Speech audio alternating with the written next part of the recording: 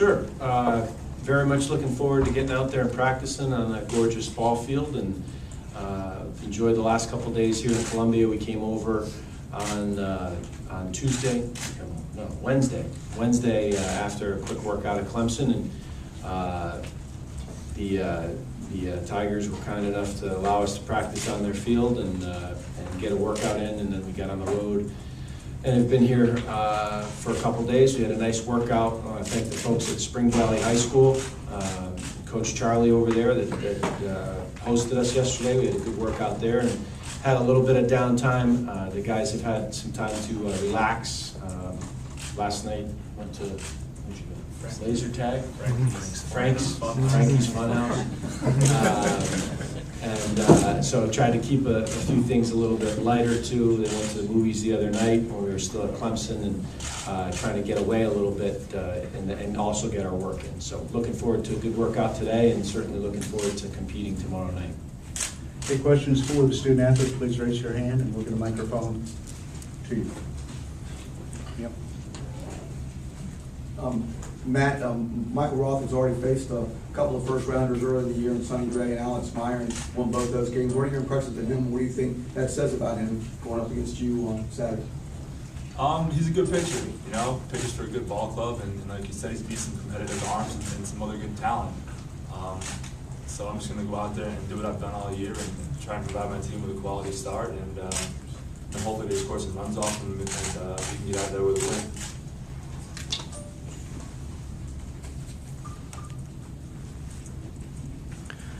For any of you guys, what is last weekend's win against Clemson, the way y'all came back, do for confidence in this team coming into this weekend? It's a lot. It brings a lot to the table coming into this weekend. Going into Clemson and playing big games in front of big crowds gave us a little confidence boost. Kind of told us that we can do it as a team through adversity, and I think coming into this series, it gives us a little bit of confidence. Yeah, I mean, I think it just shows that you know, we just have that everyday die approach, you know, and we you know, we're just gonna go out and play as hard as we possibly can. You know, we understand that there's a phenomenal ball club here, and they just, you know, they have great arms and they all can hit. So, you know, I'm just gonna go out and play hard and, you know, hopefully build off what happened in the last few games. George, we were talking with Jackie Bradley Jr. the other day. You mentioned that you guys had played him. Have you talked with him this week? Obviously, he's not playing, but just talk about y'all's relationship a little bit.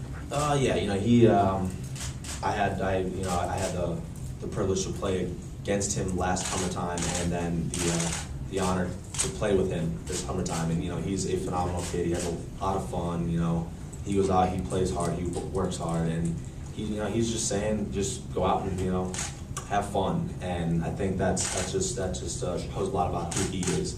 You know, you know, I've been in contact with him throughout the year, and he's a phenomenal ball player. And, you know, I would wish the things that has happened to him didn't happen. I would shot to play against him again, but he's still a phenomenal ball player. Guys, for all three of you, what's baseball like at UConn? I mean, obviously your football team wins the Big East, and we know about both your basketball teams up there. I mean, how much attention is paid to baseball? Do you guys get really terrific sport on campus? What's it like being a baseball player up there? Well, I think playing at UConn obviously isn't as popular as playing as basketball or football, but I think the last 2 years the coaches have done a good job of helping our team out and getting us on a level where we need to be nationally recognized. And you know, I talked to a friend back home, and she said that, you know, a lot of people on campus are starting to pay attention and they're recognizing what we're doing, and they're really happy for us. So I mean, it's tough playing in a cold weather state. You know, when it's 45 out and people don't really want to come sit outside in coats and gloves and hats for 2 hours, but we make the best of it. And I think in the Super Regional this year and in the regional last year, it's really helped us grow as a program and as a university. Delta, you have something to add? Just playing in the Northeast at school, there's a lot of baseball fans up there, and the past couple of years we've been doing well as a program, so it's kind of like a team to root for, a college team up there to root for on a national stage. And I think at school we're starting to come up a little bit. I mean, it's hard to be in the shadow of our basketball teams, men and women, and our football team too has been good the past couple of years. So I think all of our sports are nationally just getting a lot better, and we're getting recognized a lot more in the Northeast. Travis? For George and Matt, can you explain sort of the strange circumstances of being on the field while you get drafted? And I guess I heard some people in the stands were kind of trying to keep you updated and just kind of how that worked out. Actually, Matt was the one that informed me that I actually had been selected, and I actually had to go hit as soon as I found out. So that was something weird, you know. It was that's something that you worked for your whole life, but at that time I was more focused on, you know, how can I help us win, and then it was about a half hour after we had one when it finally actually sunk in that, you know, I had accomplished a goal, and I know that Matt feels the same way. Yeah, I mean, a couple of our buddies were in the stands, our teammates were in the stands, because they couldn't be in the dugout due to the limitations of how many people you can have in the dugout.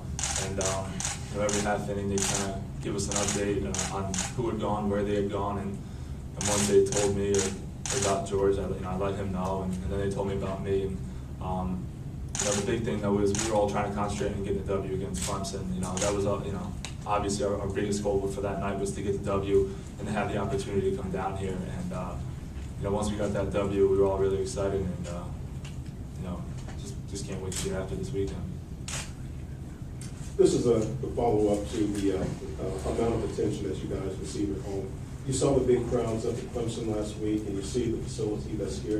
Does it maybe make you a little bit envious of just how important college baseball is to the people here in South Carolina, the Southeast in general?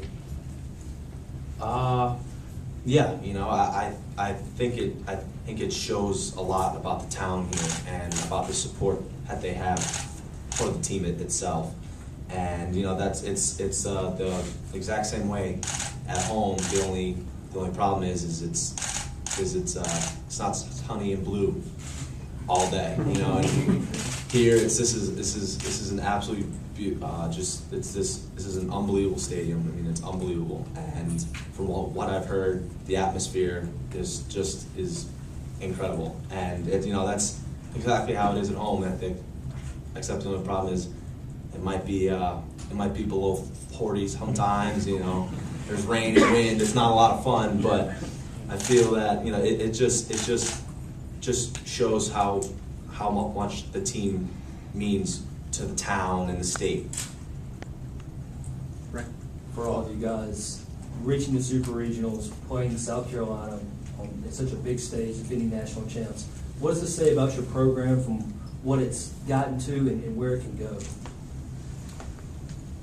I think our program's got a lot of talent, and we recruit a lot. There's a lot of talent up where we're from in the Northeast, and when it all comes together and we all believe what we can do as a team, it shows that like we can, I mean, any stage put in front of us, we can overcome it if we're all pulling in the same direction.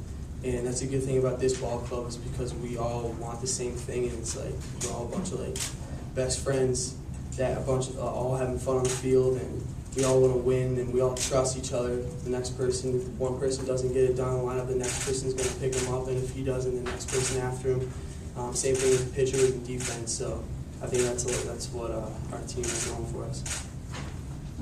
You've been in the state for about a week now. How acclimated are you to the heat?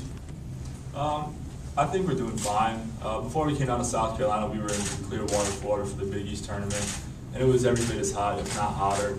So we've been playing in this weather for a few weeks now, and earlier in the season we came down to South Carolina again, or previously, and we were in Texas and Florida and California. So I mean, even though we play in the Northeast and it's not always that warm, I think we travel the country enough and we've been playing in the heat long enough where it's really not making a difference anymore. I don't think you'll ever hear any of us complain about the heat. Anything else for the student athletes? This is for both George and Matt. You both mentioned your dads recently after the draft, and I was wondering if you could talk a little bit, both of you, about the role that your parents are going to be playing going forward and kind of guiding you to the next step, especially when you're in a situation where you're still playing. What kind of role they're going to play in talking to the Red Sox and Astros, respectively. Yeah, I mean, it's just, for me and for Matt, I know that our goal is, to try and help us win. And that I'm very thankful for what my dad and mom have done. And, they've allowed me to just go out and play and, have fun as a kid and just kind of enjoy this whole ride. And I know that my dad and mom will be there for the next, the next step. But for now, we have 2 or 3 games against an extremely talented team, and that's a high focus. And I can assure you, it's the exact same thing for Matt.